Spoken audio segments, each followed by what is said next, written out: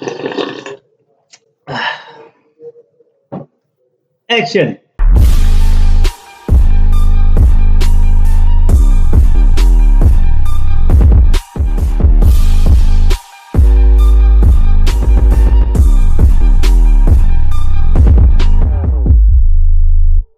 Oke, assalamualaikum warahmatullahi wabarakatuh. Perkenalkan, nama saya Teguh Azira Perkasa dengan NIM 1903060046.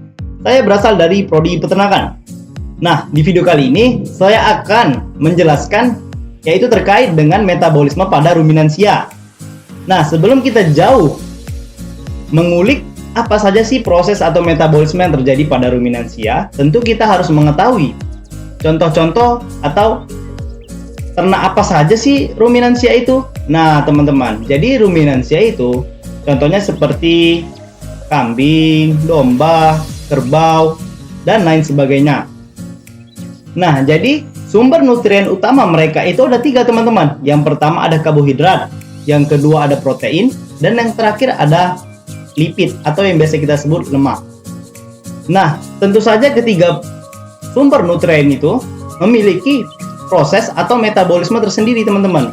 Nah, jadi saya akan singgung yang pertama dulu, yaitu metabolisme karbohidrat yang terjadi pada ruminansia atau pada rumen. Nah, jadi rumen itu perutnya si ruminansia itu tadi. Oke, pada metabolisme karbohidrat, pada saat si ternak ruminansia memakan karbohidrat, karbohidrat itu memiliki atau terbagi 2, teman-teman. Yang pertama ada non struktural, yaitu pati. Yang kedua ada struktural, atau contohnya itu selulosa, hemiselulosa, lignin, dan lain sebagainya. Nah, faktanya teman-teman, itu dikatakan bahwa 60-70% pakan ternak itu terdiri dari karbohidrat. Itu dari datanya seperti itu, teman-teman.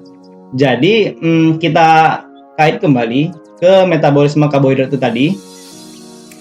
Pada saat proses itu terjadi, metabolisme karbohidrat yang terjadi pada ternak ruminansia tentu saja memiliki beberapa tahapan atau proses. Yang pertama yaitu merubah seluruh karbohidrat tadi menjadi glukosa. Mau dia non struktural yang contohnya pati tadi, selulosa, hemiselulosa, lignin, itu dirubah semua menjadi glukosa. Oke. Kemudian tahap yang kedua yaitu merubah glukosa menjadi asam pirufat.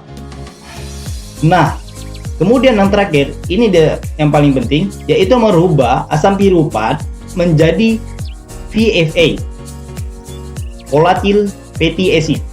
Nah, jadi to change pirufat acid to volatile fatty acid, atau yang biasa kita sebut dengan VFA, teman-teman. Nah, VFA itu apa saja sih? Ya, itu seperti C2 atau butirat, C3, dan C4. Oke, yang kedua kita singgung yaitu terkait dengan metabolisme protein pada ruminansia. Nah, nutrisi protein yang terkandung dalam ruminansia dengan non-ruminansia itu sangat berbeda, teman-teman. Kalau si non-ruminansia ini tadi, ya contohnya seperti ayam, itu dia menyerap amino acidnya itu atau asam amino itu dari saluran pencernaan. Sedangkan si ruminansia ini menyerapnya dari 2 sumber. Yang pertama undergraded dietary protein, dan yang kedua ada namanya protein of microorganism. Nah, di dalam ruminansia mereka mampu mengubah protein yang berkualitas rendah menjadi berkualitas tinggi. Nah, adapun metabolismenya, pertama mereka makan hijauan atau biji-bijian yang mengandung N bentuk protein maupun yang tidak N yang bukan protein. Nah, yang N bukan protein ini langsung berubah menjadi amonia atau yang biasa kita sebut NH3. Nah, sedangkan N yang merupakan protein itu dia dipecah atau dicerna menjadi amino acid atau asam amino, yang kemudian terakhirnya difermentasi atau dicerna lagi menjadi amonia atau NH3. Nah, di dalam rumen mikroba, di rumen tadi itu dia nggak kenal batas. Jadi dia terus mengkatalis sehingga NH3-nya tadi udah melewati batas dari kecukupan. Nah, kemudian bagaimana si ruminansianya tadi tidak keracunan?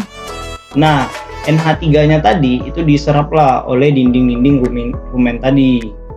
Nah, dinding-dinding rumen kemudian NH3 dibawa melalui hati, kemudian dirubah menjadi urea agar si ternak tadi tidak keracunan.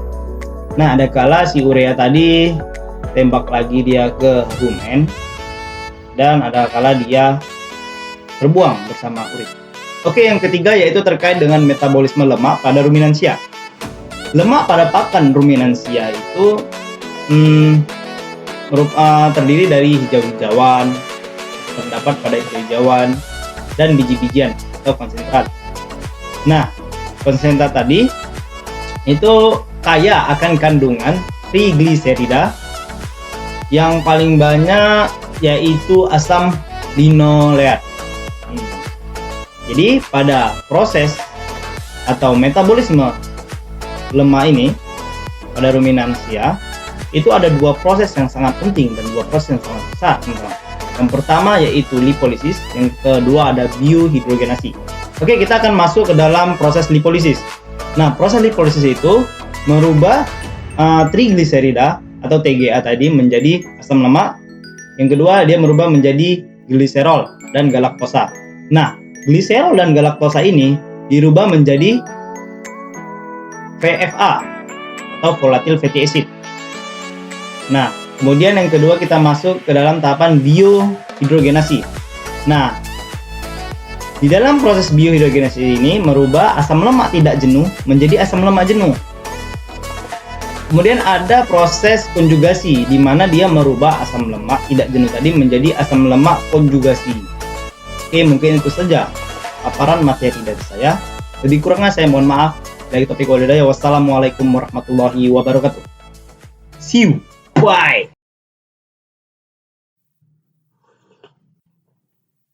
Kok masih di sini? Bening. Dah.